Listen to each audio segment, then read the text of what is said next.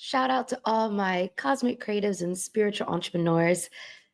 We got another Canva hack. So Canva just launched their Canva Sheets, which is Google Sheets on crack. And we're going to dig into this real quick.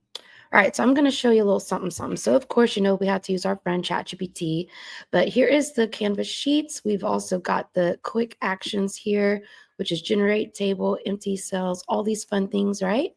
We also have design. So if you want a specific design, you can click on that. So I came into ChatGPT and I asked ChatGPT to create a content creation list for YouTube and TikTok. And basically, so I could copy and paste it, right? So now I'm going to click copy. So here's the CSV file. Now I'm coming back to my wonderful Canvas sheets and I am pasting. No, we are not doing that. There we go. So I hit paste and voila. Now I have an entire schedule.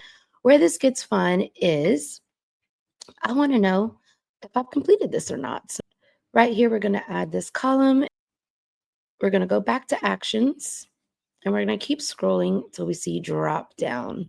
For this drop down, I like this preset one, which is status.